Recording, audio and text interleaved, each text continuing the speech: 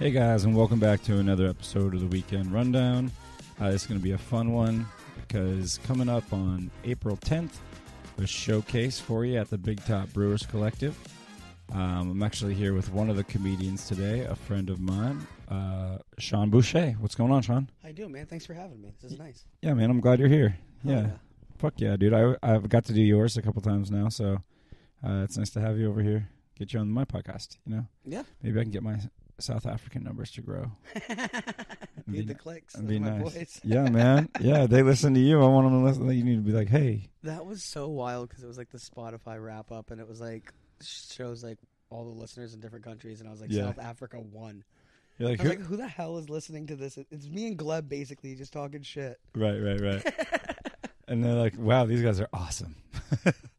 But I think we had a weird one too, like in like Colombia or Japan or something like that. Nice. Where I was like, can you even understand what we're saying? Or are you just like, these guys are idiots? This is awesome. Just bots, dude. Yeah, it's just bots listening. Bots, whatever. I like the bots. But yeah, so we got that showcase coming up. It's exciting. It's gonna be fun. Yeah, man. They're letting me do another one at Big Top. I didn't mess up the first one. Apparently, that's good. I like Big Top. They're good to me. And yeah, the bartenders are great. The bartenders are great there. The social media person, Fallon, she's awesome. I didn't realize that was her last night. Yeah, and that's why she was recording us and stuff and hanging out.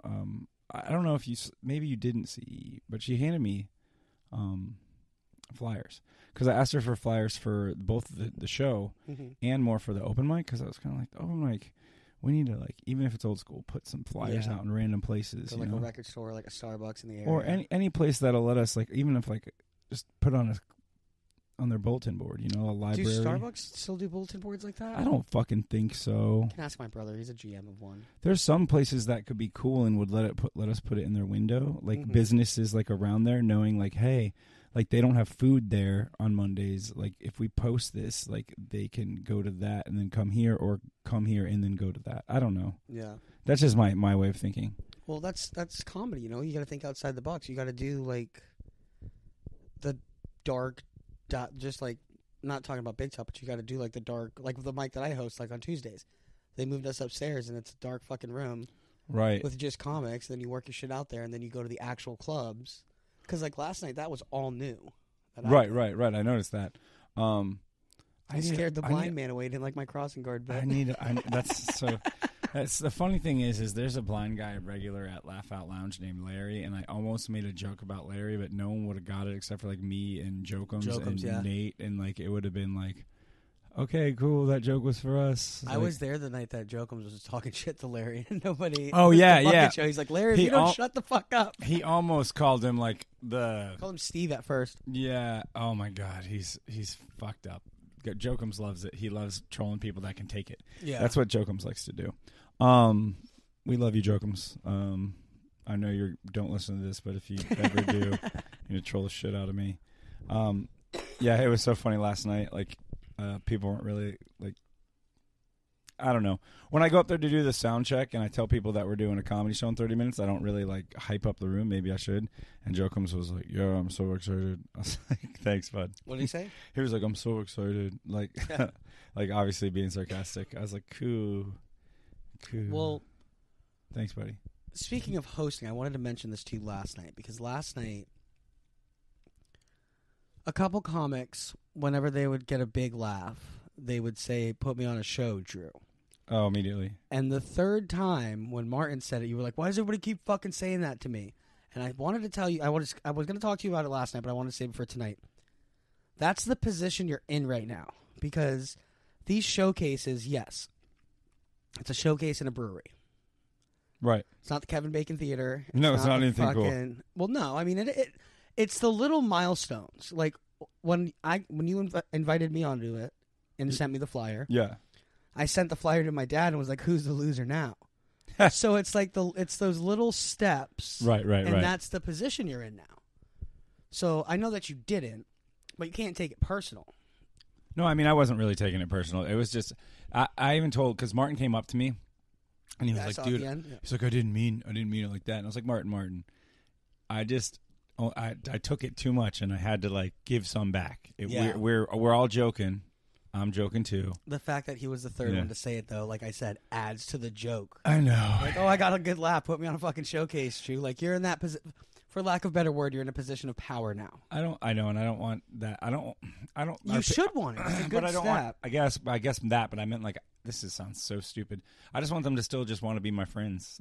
Like, does that make sense? No, it's not going to change. Yeah. Just unfortunately, you have a key to a kingdom right now. Well, I actually said that to Nate last night, and I was like, bro, I low key, because in May, after April, I booked Nathan Wallace, which he's an up-and-coming huge comedian in Florida. And it was just a big deal. And, like, I didn't think he would say yes.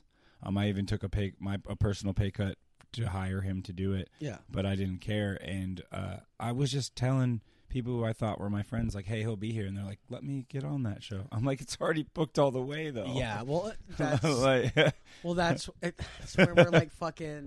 that's where we're like barracudas, where it's like, oh, there's an opportunity, I don't give a fuck, dude. I know the level I'm at right now. Yeah. I'm having fun with it. Like last night I tried all new bits except for the Somalian joke. Right. Well, that was in a corner. Well, sometimes we got to do new stuff, and sometimes you got to try old stuff a different way, and it's just open mics are for new stuff. And as like you said, like hosting, it's also our responsibility. Like, I could have kept those people there if I paid more attention to them, I guess, in between sets or something, or tried to engage them more. Like, or if I tried to talk to more people. Like, I don't do this, and people say you should, and I guess I'll get better at it eventually. I'm going to work my way up to it. But I'm supposed to introduce myself to everybody in the room and be like, hey, we have a comedy show going on. Are you guys going to sign up? Are you going to watch? Oh, my name's Drew. Like, what's your name? And then, like it's so stupid. Like, when I say stupid, like, it's not something I'm good at doing naturally, but like it makes sense because then like but it gets you better at networking, and you personalize yourself to these people who were just drinking and were thinking about leaving, but now there's going to be some guys saying some jokes, you know. It cuts the wall, because if you're sitting somewhere and you're having a fucking taco and a beer and somebody comes up and just starts doing comedy, you're thrown off guard. Right, 100%. But if you as a host, or anybody as a host going up, hey guys, I'm Sean, I'm hosting the mic upstairs.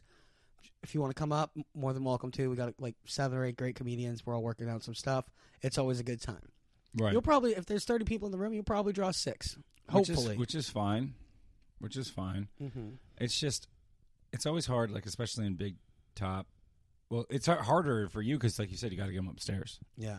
But in Big Top, it's such a big room. They're like, oh, we'll watch. And it's like, but you're watching so far away. Yeah, and then it's just the comics in the front, which I like that aspect of it because we all like... How do I fix that? How do I change that? It's just too big of a room. It's good for a showcase, but there's just too many moving parts in that room. It's a great room. Everybody there is great. I'm not knocking them at all. But the reality is it's too big of a room. Because you have the bars on the other side. Right. The stage is gorgeous. If they had seating... There's a pool table in the back. The bar is all the way to the left. Do you think that, like, during the showcase, I should change the tables in the front? Like, if they'll let me, like, put more chairs, like, in a row? Or is that stupid? Depends on how many chairs they have. Like the small. How many people were at the last one? The smaller chairs. There was about 55 people there throughout the room. In the front? No, they were everywhere. But if I could, I could encourage them to come to the front. Yeah. You know what I'm saying? Yeah, because it's a free show. So I mean, it's free. I'm like, hey man, come on, can you? There's a free comedy show. It's only an hour. Do you want to grab your beers and come sit up here? Yeah. Yeah, and I could put like just like literally, it wouldn't need to be really close rows, and they could be even spaced out every 2 or 3 chairs to where you can get up and go get a beer again. It doesn't need to. Well, in our favor, it's on a Wednesday, which is hump day. So it's like people go out Wednesday, Friday, and Saturday. Right. That's why. That's what Mike told me. He told me Wednesday was a good day. Yeah, Wednesday's a good day to do it.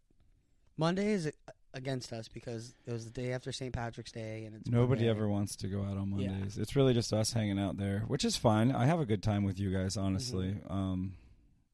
But it's just us working out shit. You know? But it's a community, too, and there's so many different personalities, and some egos are stronger than others, and some personalities are stronger than others. I just want to chill and eat some funnel cake. I don't give a fuck. I just want to laugh with my buddies. Yeah, no, exactly. That's like kind of how I want it to be. And maybe, I don't know if I ever come across as, like you said, weird or ego-y, but I don't think I do. No, I'm not saying you. Just in general, in all the groups, anywhere you go, it's just that way. I was actually told by one of the newer comedians that I was pretty welcoming for a host. Like, he actually said, most of them are kind of mean. I'm like, what do you mean mean? I was like, whatever, dude. Well, the problem is it's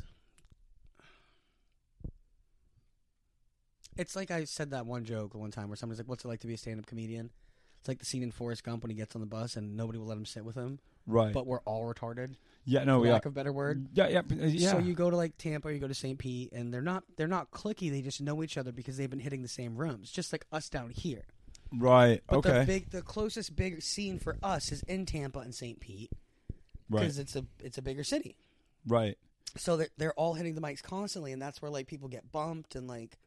I got lucky every time I go there because like, first time I ever went there, Bill Pettiford was there. Yep. And he goes, "This is my boy Drew from Sarasota," and immediately Bill is already friends with them all because he goes there a lot. Yeah, I think Mike used to go there a lot too before Mike moved. Mm-hmm. So they were like, oh, okay, like cool. I mean, I didn't get any special privileges or anything like that, but they would talk to me, you know.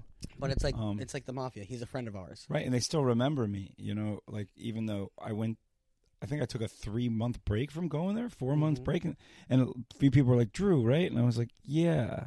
But that's cool though, and it's like cool that people remember you once they know you, you know, in the community. Dude,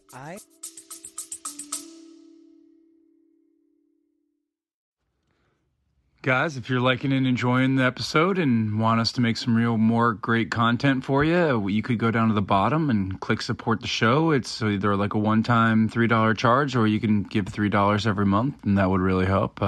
We could just keep making some good episodes for you. If you can't do that, we ask that you go and rate us in whichever platform that you listen to and share us wherever you can. It means a lot to us, so we can keep making some great episodes for you guys, the listeners, the ones that we do it for the most. Thank you. Didn't tell you this. I got recognized twice in 2 days. Like in the wild? In the wild. I was at work, and this older couple, I say older, they were probably like 55. That's like mid-age to us now. Yeah, they're like regular Florida, Sarasota citizens. Yeah. So I greet them, and I'm like, what's up, guys? I'm Sean. And they're like, oh, we know who you are. And me being me, I was like, yeah, I tend to get around. And they laughed, and they're like, no, you host a comedy thing at Food and Beer downtown, right? And I was like, yeah. And they're like, we've seen you a couple times. Good shit, dude. Good to see you. They go up there? They've been up there? When we were on the ground. We need to get back on the ground, man. Fucking gleb. So that was cool. That was like the first time that I've gotten recognized. Yeah, that's fucking great. And then the following night, I was at the bar, and this guy was there telling a story about how he got caught smoking weed on an airplane in like 1986. They arrested him. And I overhear him, and he's to my right. And I was like, dude, do you know who you sound and kind of look like? David Lee Roth. So I was calling him Diamond Dave. Oh, yeah, I saw that picture. I was like, that's not really fucking him, right? I was like, did he gain weight? So we got to talking, and he was like, dude, are you a stand-up? And I was like, yeah. He was like, I've seen you at McCurdy's, man. You're fucking funny. And I was like, oh, my God, this is the second time in 2 days I've gotten recognized. Dude, like, that's awesome, bro. Wild. Congratulations, man. Yeah. That's always fun, man. They weren't even South African. That's what was awesome about it. They were fucking Sarasodian. Yeah. I don't think that's how you say it. I think I made that up. But that's a fucking cool, bro. That's always a good vibe. It's like baby steps, dude. Yeah. I don't think anyone at my job has noticed me as a comedian yet. But also at my work, I don't look anything how I look on stage. Like, yeah. I have to put my hair up, and I have to like have a tucked in shirt, and it's like, I look like every other person. It's what they want. That's how I make money. Yeah, it's professionalism. Yeah, I guess professionalism. It's great for your wallet. It sucks for your soul. Self-identity. Yeah, your soul. Exactly, dude. Exactly. So where were we going next? It was kind of, I think, I was on track to talk about. You said what I built was cool. Like you said, it's cool to have the open mic. It's cool to have the showcase.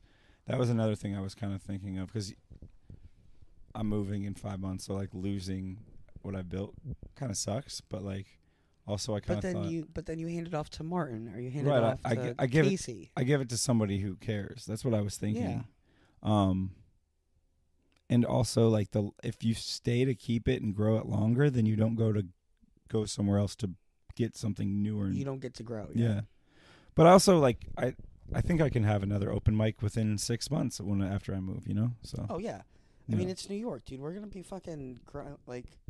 Yeah, is that what like you're like? Are you like set on New York now? Or are you like still between? Because I know you're talking about moving to Nashville. It was Austin, and then you were talking about Nashville, and so I'm not ready for Austin. I don't think. Yeah, I think Austin, like I said, is 2-tiered. There's no middle ground. Nashville, like Jokums was saying, like I'm going up against Music Men.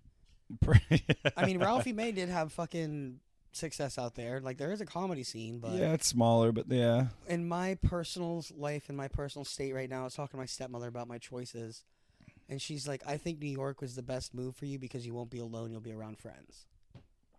It's crazy to move to the biggest city and be like, I'm not going by myself, you know? Yeah, because like my Gleb's brother lives up there, and I know all them. I'm good friends with them, and I'm going to be moving in with them. So you already live with friends. About that room. Yeah, so I already have people. And then you guys are going to be up there. Yeah, it's crazy. Me and Nate were talking about it, and he just recently told one of his friends. And he's like, dude, we only have 5 months. Do you guys even have all your money saved and blah, blah. And he's like, dude, the thing is me and Drew are so determined that if we have to get a 1-bedroom and get bunk beds, like, we'll fucking do it. Like, I don't give a shit. We won't give a shit. It won't be forever.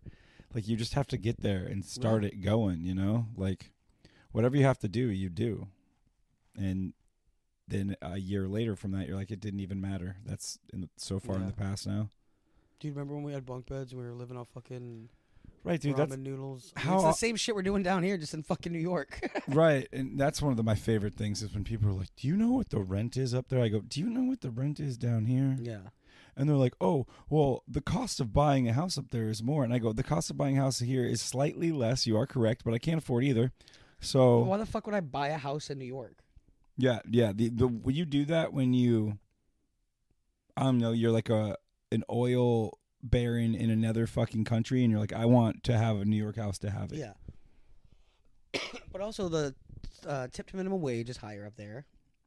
Right. I mean, the cost of living is more expensive. Everyone wants to talk about the city taxes and everything, and I get it. It's more, but like you also got to think, like, if you don't have a car, you're not paying those two things. Also, if you do have a car, while you are paying car insurance, it's still less than Florida, believe it or not. I'm just going to keep my Florida shirt. Your license? Yeah. Or your Florida... yeah. I just won't maintain residence. I mean... Oh, okay. I mean, I'm not going to shift my ID and everything. I'll just keep it for 2 years. And I mean, allegedly. Yeah. No. I see what you're saying. You're saying... Drive down to Florida for like 6 months. Yeah, just come back and do what you have to do. I get it. I'm not going to do that. I'm going to get a New York license so that I can be put in the front of the list for the affordable housing shit, because I want to be a poor comedian for a while, I think. I don't know. I don't have starving artist. Cool places. Yeah, man, it's okay. I don't really care. Like, it's fine. I'll figure it out. Like, me and Nate both know how to cook, like, with cheap ingredients. Like, we both grew up poor, so it'd be fine. I don't really mind it. But also, it's New York, dude. You go and get a bacon, egg, and cheese for like $4. Or you can go and get a dope ass fucking like Philly cheesesteak, or like a fucking like you can get good food for cheap up there. You've been before? I have been. And the thing that I was trying to, they're like, oh, food is expensive. I was like, if you're in the, like, the way you spend a lot of money eating food is when you say, I want this right now. And then you go to some nice Italian place right now because what you want right now. You're not going to be eating at fucking Carmine's every night. Like, no. You're going to be eating at the bodega. I'm going to get a bag of chips, fucking Arizona iced tea. Right. The most money I want to spend is when I go to Cat's Deli and be like, yeah, let me get that. I'm going to be spending money at the bar. Yeah, honestly, I don't know. Like, so that's another thing I thought of is like some New York mics make you get drinks when you go. And that might limit the number of mics I can go to, because like if I'm at 4 mics deep and they make me drink 2 beers every time, I'd be like, I might be a little too buzzed now to keep going. Buy the drinks and give it to somebody else. That's smart. You don't have to drink it. See, but like the alcohol in me is like, dude. That's what I'm worried about, just getting blackout drunk and finding my way home. In the fucking well, so we kind of, I don't know, obviously you're going to be living in a different place than us, but we're going to take the train everywhere until 11. And if Uber really is like, if it's not so expensive during the nighttime hours, I might take it. If not, then you just take, I don't know. You carpool it. Yeah. Like we took excuse me, I'm burping from this sweet tea, from this Arizona. Arizona's getting you. It's the ginger and the honey, which I need.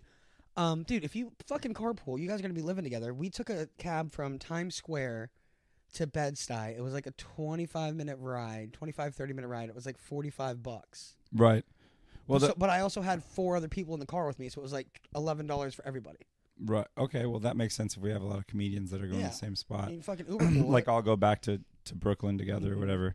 It's just like I just know that some mics you're gonna have to pay money for. You're gonna have to buy drinks. You're gonna have to pay for your Uber back, and I don't know if I can afford to be spending $150 a night just to do comedy, if that makes sense. And don't spend $150 a night. Yeah, I'm gonna try very hard not to. Yeah, I mean, there's gonna be free shows. There's gonna be bringer shows. There's gonna be all these obstacles, but when you love it and you're fucking going for it, right? Like I've been watching that Bill Burr clip. I posted it last night when I was fucking drunk. You can never be wrong when you're pursuing a dream. Right, and like right now is like everyone can give you 1,000 reasons to wait, and like maybe sometimes you should wait, but like there's also times where you're like, I know that now is the right time for me, you know? But everybody wants you to wait because everybody wants to see you fail. Because everybody walks around this life, and I'm going through a divorce, and I was talking to my good friend about this. I don't want to fucking bring it up, but... Sorry, I tried not to. No, you're fine. And this is what I was saying to Gleb. You know, everybody fucking walks around with their head down. I don't know what I want to do with my life. I don't know what I want to do with my life. We found what we want to do. Right. I mean, if you're in it for the money, you're in it for the wrong fucking reasons. There's no better feeling than just telling a fucking joke, getting a belly laugh from some fucking construction worker who hates his life. Right, someone who normally wouldn't even talk to you like when you're at the store. Like if you were like, "Excuse me, could you hand me that like Pepsi there?" And they're like, "Dude, get your own fucking Pepsi." Yesterday I was at Walmart getting a new notebook, and this guy had three like jugs of red wine. I forget what that type's called. Not sangria. Maybe it was like a red sangria. That's a lot of vino. I guess my invitation got lost in the mail. And he laughed and was like, "I have a problem." And he just walked away. And I was like, that was an awesome interaction. Like, you're like, you laughed at what I said, and then you said something funny but true. Try going to an open mic, right? 2 minutes. Yeah, dude. I love that. I love when they're not. Sometimes you do open mics or whatever, and people aren't heckling you. They're just old and saying like one. I guess it's technically heckling, but they don't know that's what they're doing because they're stupid. But they'll say a punchline or two, and you're like, "Dude, you're stealing my thunder." And the only thing I know what to say is like, "You're up next, right? I can heckle you next." Like because I don't really want to be mean to the old people that don't know, you know. Yeah, well, they're just you try to like compliment them, like you're the next comedian, right? Your name's on the list. It goes back to everybody wants to see you fail, right? Like I was getting at was like everybody walks out, they don't know what the fuck they want, and when they see you going after what you want, pursuing your dream, people get envious and people get jealous and people want to shoot you down. But you got to just fucking roll with the punches. Right, dude. It's like, I think you can tell, like, people who are, it's crazy, like, people you could be friends with or know the whole time, like a long time, they could be, like you said, just want to hold you down, want to see you fail. I posted just literally that I, like, was like 5 months left in Florida, and some of the people were like, "Oh, you're like," I didn't say New York until somebody asked me, you know, and then somebody's like, "Oh, that's bad. That you know all the bad things that are happening there." I'm like, dude, like, I'm not going there for that. Like, I'm not going there to dye my hair blue and fucking get stabbed because I called somebody by their wrong gender. I'm going there to fucking hit open mics, right? Pursue this. They're like stuck in the news. These people, and it's like it's divided between the two of like people who are like follow your dream and don't. But there's also the same with comedians, where comedians are like, "Why would you do that?" But then I've also had some comedians reach out to me and like be like, "You're going to New York, like even though I'm not gonna lie and say it's not hard." But the worst thing that could happen to you is that you go there and become a way better comedian because you do a lot more mics. Yep. And they're like, here, like one of the guys barely knows me. He just put me on a guest spot one time. But this is why being like just going out of your way and doing whatever you can is always comes back. Like he introduced me another comedian from Jacksonville who's moving there like a month before me. Nice. And then he also told me when it gets closer, he's going to introduce me to some of like the bookers up there for some stuff. Yeah. And it's like, dude, he's only seen me one time, and he's like I said, I'm not gonna lie, it's not gonna be easy, like, but it's not impossible, and if you work hard, like, blah blah blah, hit the mics. It's like that's what I'm gonna do. So here's the thing. Pardon me. People don't realize? Do we want to do 2 or 3 mics a night down here, and bomb? I mean, 2 or 3 mics a week. Yeah, like a week, not a night. And bomb and not be able to sharpen our sword and like hone our craft, or do we want to be able to go to 3 to 4 mics a night? All right, the 4 jokes I tried last night. Okay, by mic 3, I'll probably know how to tweak it enough to get a laugh. Right. And we're just sharpening our skills, dude. Well, that's the exact thing. Is like you can work on a joke 5 times in a row instead of like you said, 3 days here. Yeah. So that joke could be done in a night. Well, not done, but you could like get feedback in a night, whether it's good or bad, in one night. Yeah. Instead of like, oh man, I don't know, I have to try this joke for the next 3 fucking weeks. Yep. And then you're like, all right, well, maybe it's not. I learned too, like, not any joke is bad, but like you might not be ready for it right now. So, but like that's also sucky to know that you wrote a joke and you're working it, and you're like, it's not working. This fucking sucks, you know? Yeah. I got to shelf this for a year or however long. Well, and it's like Ditto, like the Pokemon Ditto. It can take my Amish joke for example. That started off as I bartend out on the Key. Right. Get a lot of tourists, obviously. There's also a time of the year where we get a lot of Amish people. Tourists are always like, what's up with all the Amish? I don't know. They have a community nearby, X, Y, and Z. They're not hard to bring home, though. Really? You brought an Amish chick home? Yeah, I just walked up to her and was like, what's up, Esther? Do you want to come back to my house and experience air conditioning? Now when I tell that joke, the tourist aspect is completely gone. I've been telling that joke for 3 months. Right. And it's evolved. It's better. Right. Well, you cut out stuff that was like filler. You thought it was like important for the story, but it wasn't. It was just filler. Yeah. Because it was the first draft of it. And I think that's the only reason why I am halfway decent at all, is because I went to school for writing and I understand editing, you know, and that's when our jokes get good. It's because, like you said, you already had laughs in it, but by getting rid of that, you get your other laughs closer together, condensed. Yeah. And when you have more laughs closer together, people are this person's really funny, you know. Yeah. It's easier to digest. Yeah. That's why tags are so important, you know, just like saying another punchline for the same premise. It's just a fun thing to do.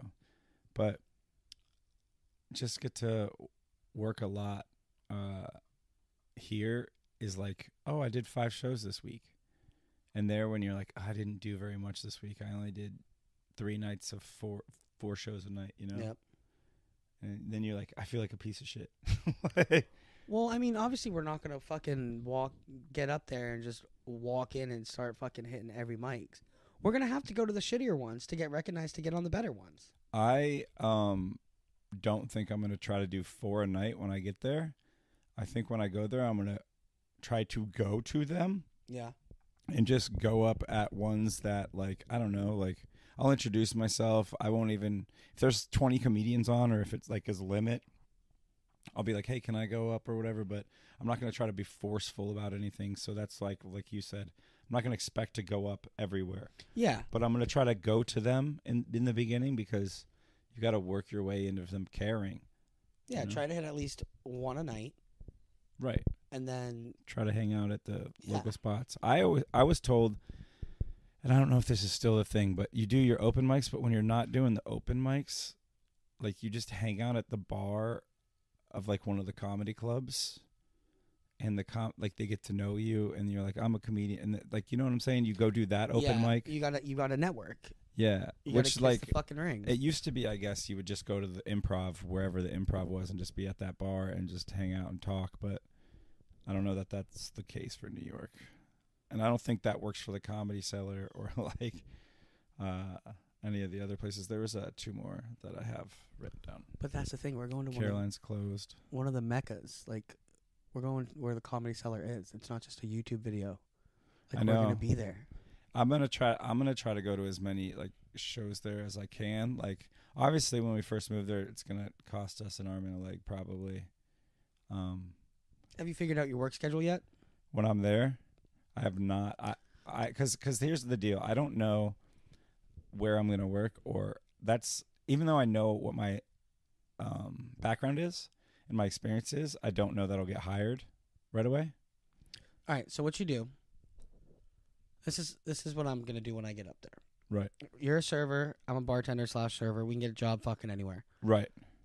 Friday, Saturday, and Sunday. That's when headliners come to town. Yeah. Work those 3 nights, because the open mics, unless you get on a showcase or unless you get on something exciting, Friday, Saturday, and Sunday, you're fucking working. Right. Monday, Tuesday, Wednesday, Thursday. Those are your 4 days to go and write, go to the coffee shop and write, or go into your stoop with a notebook and write, and then work something out, and then go at night. Right. I mean, that makes sense. It's good. I was thinking,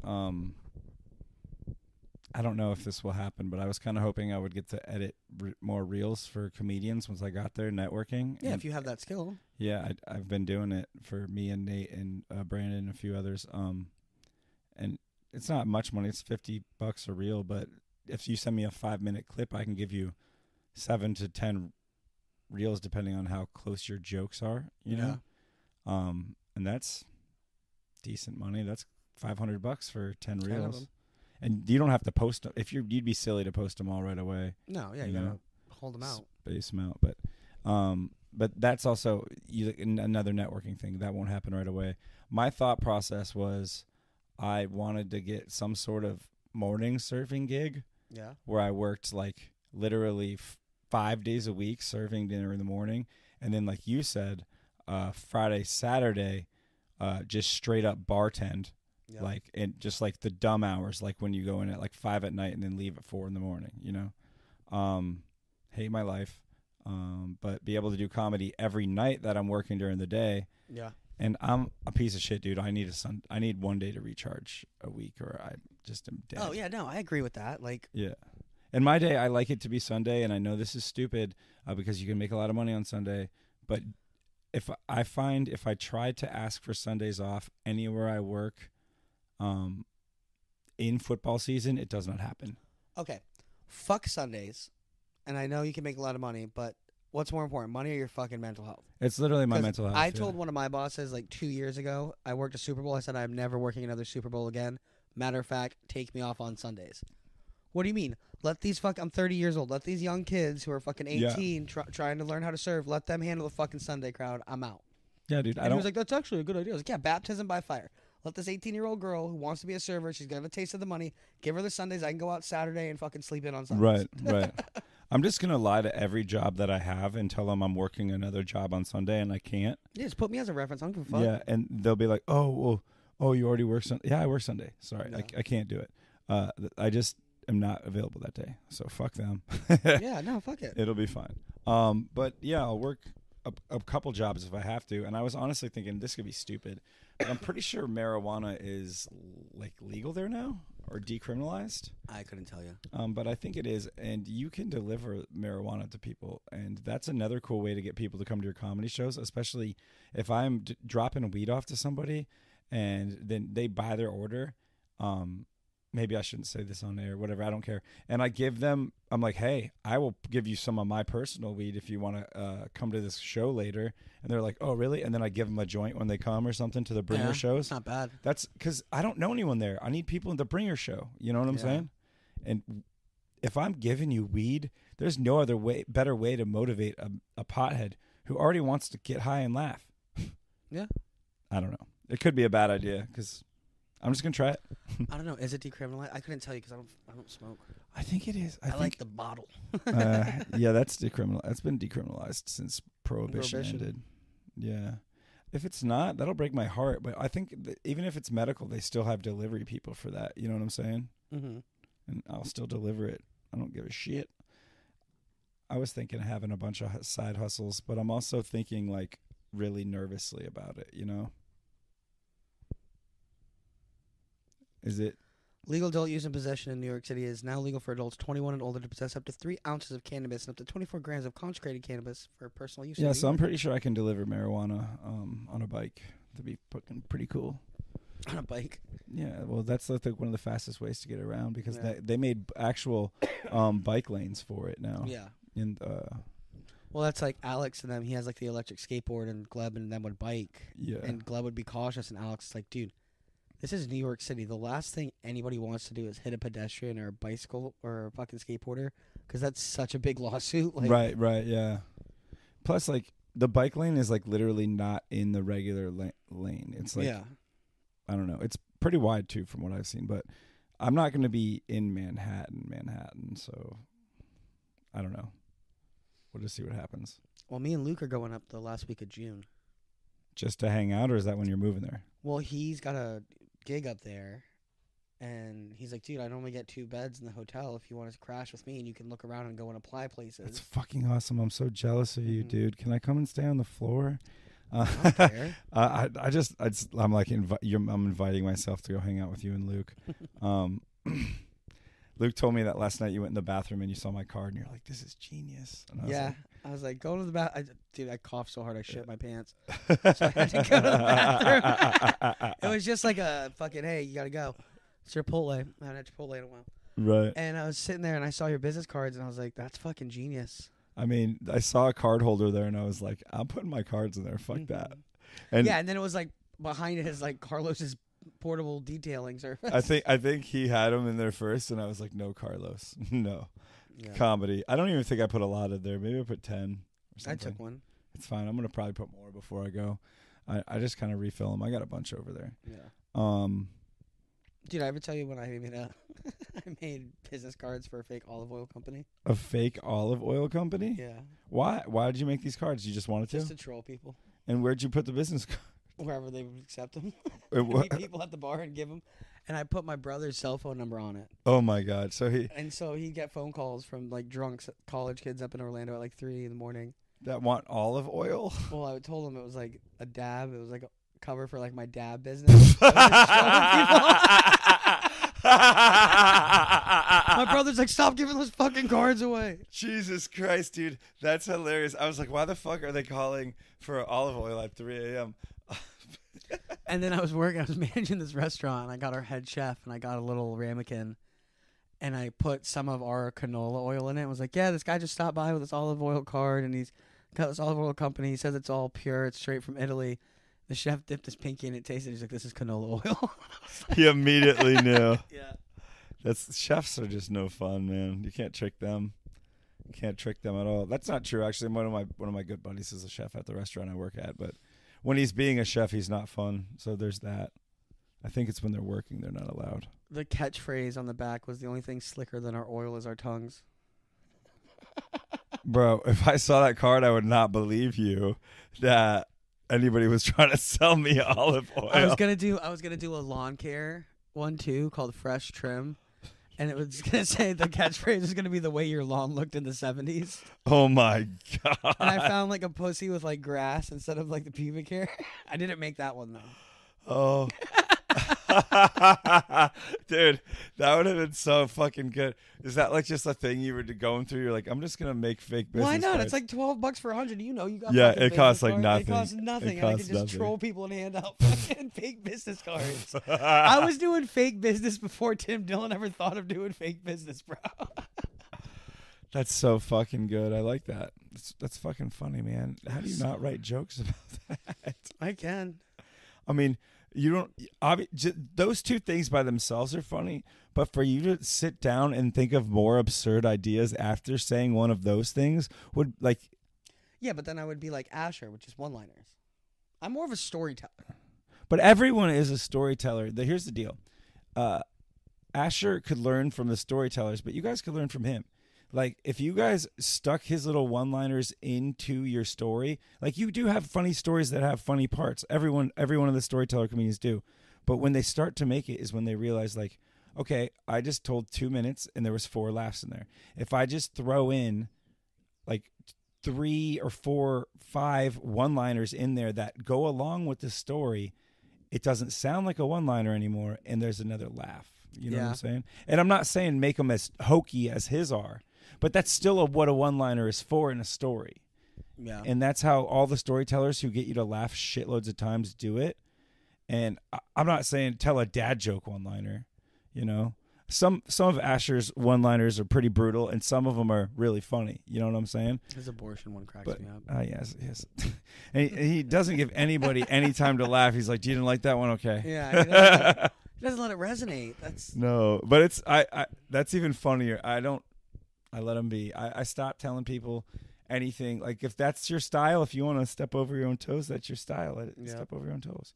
It's like you said with Gleb in the mic stand. If he wants it to be in front of him, just let it be in front of him. And it's so hard for me not to go up and just fucking grab it and move it to the side every time he gets on stage. Right. He's getting better, though. He's getting more comfortable.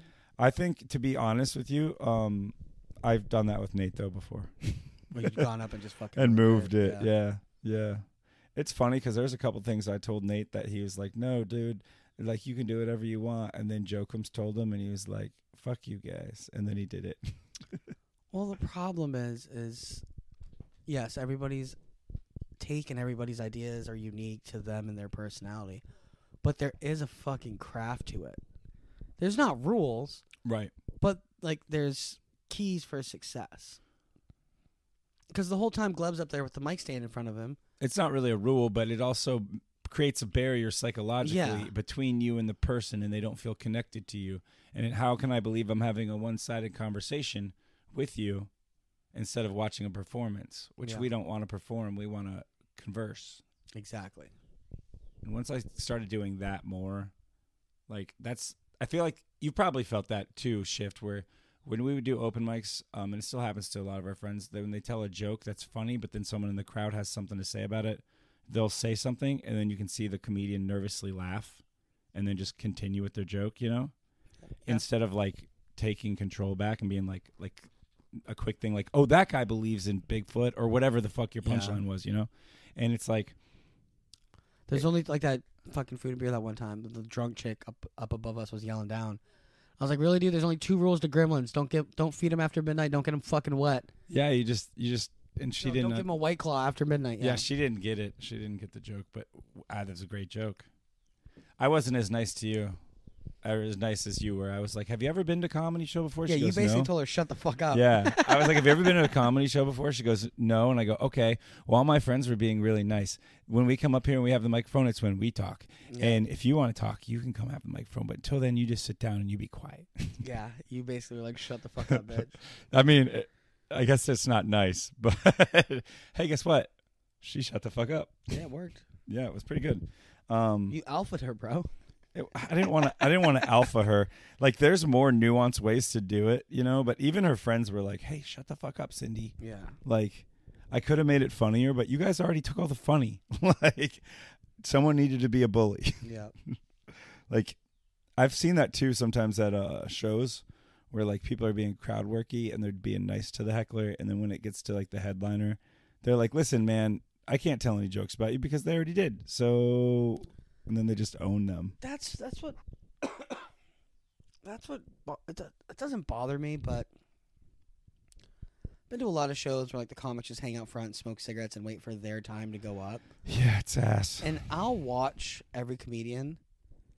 Right. And then, like, a comic will come up at an open mic and try to do crowd work. And it's like, dude, that couple was already asked if they're together. We've already called that guy gay. Right. Like, you're fucking late to the party because you want to be outside and think you're the shit. See, that you can't ask the same. It's different. Yeah, it's different. And also, you miss stuff when you're in the room. Like, by seeing that, like, I did go get beers and go pee and go hit my pen real quick and come back. But I saw the crowd work other people did. And when I did my crowd work, I piggybacked off that crowd work. Yeah. You know what I'm saying? I knew what was going to work. And I kind of, like, I didn't say, oh, these people are beautiful. But I was like, yeah, no, those are beautiful Floridians. We established that. I was like, I'm also a Floridian, so this is what you get. And they liked that shit. I think you were gone by that point, because you had to go quick back to your mic.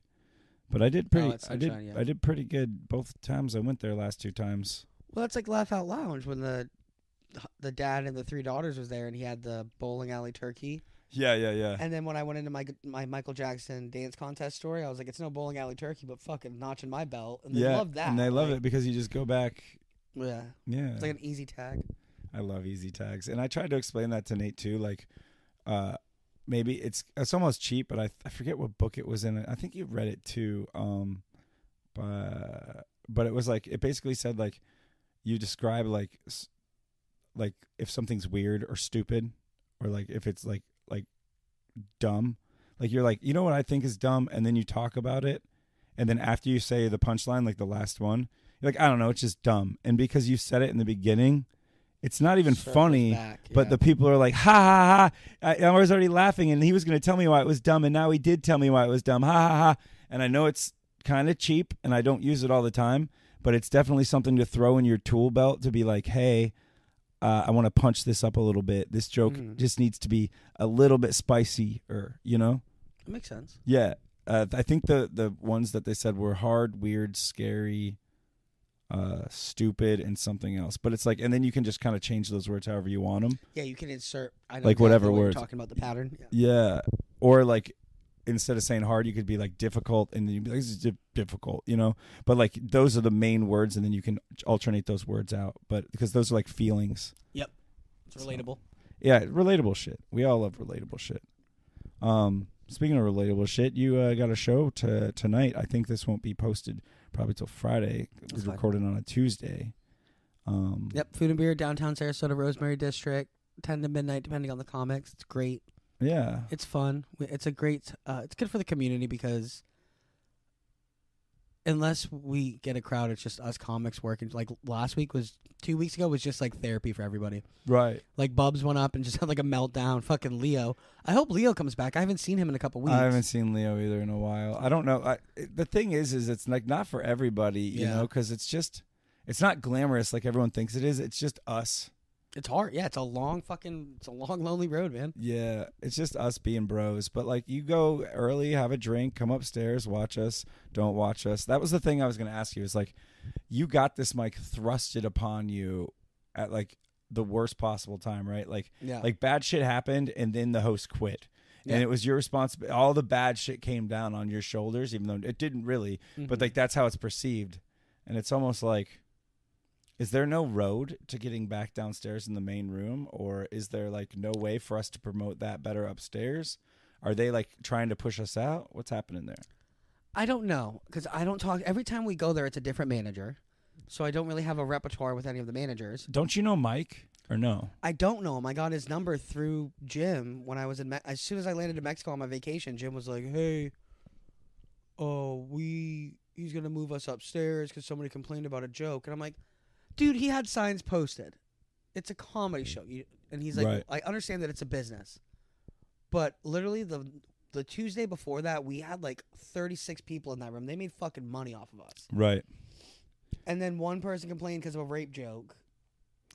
I see both sides of it. I do too. But I'm also like, the only thing that like turns me off about like the hardcore jokes, like about like abortion, rape, or like getting real hard, making fun of transgender people. It's just when people are eating, they get like you get people of all walks of life when they come there to eat, and they get really sensitive about stupid shit. Dude, it was an Adam Sandler 51st rapes joke. I agree with you. I didn't tell a joke. It was Gleb's joke. I agree with you 100%. I'm glad Gleb likes the joke. He still tells the joke. He opens with "This is what got us canceled at Food and Beer." Oh, dude, he doesn't care. But like. Yeah. That's because he's having a fun time. But that's what some people are just having fun with comedy, which is okay. But that's also a thing that owners of open mics need to realize is that, like, it's not going to be Netflix specials. Yeah, and that's where Jim was saying, like, what if we just did clean? And I was like, how are we going to police that? I was like, you think Luke's going to go up there and be like, yeah, I was playing checkers the other day? Like, no, you can't police that. No, yeah. You can't really just go straight clean. You could just say, hey, don't talk about this, don't talk about that. But like also, but you're still going to have people curse. There's still going to be racism. Like, I don't know. Like, I told the one joke. What joke was it about? It's about Black Klansman the Woman King. And Brandon was like, you know an awful lot about black cinematography. Yeah, because I had no idea what that movie was. Yeah. That's so funny. He's like, my wife won't even let me watch that movie. That was probably terrible for me to say. But if he was here, he'd laugh. I feel like maybe not. Yep. What are we at right now? Where are we at? I don't know. We're kind of just cruising. I think we're at like 45 minutes or 50 minutes. So nice. We can end it up whenever you want. We were talking about your show. Yeah, guys, if you want to go to a cool open mic, you should go to the Food and Beers on it's on 4th Street. Rosemary District, 4th Street. Rosemary District in Sarasota, 4th Street. Yep. Starts at 10 p.m. Sean's the host, and most of the time you catch most comedians there. It's a good fun time, a nice tight room. You get some beers and get some good laughs in you. Other than that, you can see Sean at the Showcase on April 10th at the Big Top Brewers Collective. We got a lot of good comedians on that one. You're on it with Bill Pettifer. Oh, yeah. He's on that. Chris Sanders is on that. Never He's a Tampa comedian. Okay. Yeah. We also got Caroline Post, formerly CP Post, on that. She's a sweetheart. She's super funny. And then, Candace August is featuring, so she'll be doing the closing out and doing more time. And I have never had the pleasure of seeing her live, but I have seen some clips. And she opened for Theo Von when I saw her in June last year. She was fucking funny. So that's like full circle for you. It's like seeing an opener and then opening for the person who opened for Theo Von. It's like 6 Degrees of Kevin Bacon, but with Theo Von or something. Yeah, 6 Degrees of Theo Von. Yeah, that's pretty fucking cool. That's a lot of Theo Von. Maybe arguably too much for anyone who... I even like Theo Von. Just might be too much. But so see him on that show. It'll be a good time. Other than that, man, you got anything you want to plug? You can listen to my podcast, My Wife's Asleep, on Spotify, Amazon Music, Google. Not on Apple Play yet. I'm trying to get on that, but the RSS feed link is bullshit. But find us on Spotify. Spotify's the easiest one. My Wife's Asleep. Thank you for having me, man. This was fun. Yeah, man. It's awesome to have you here. One more time, it's been Sean Boucher. The podcast that he is plugging is My Wife's Asleep. And thank you guys for coming and listening to the episode of Weekend Rundown. We'll be back next week with another awesome guest. Hell yeah.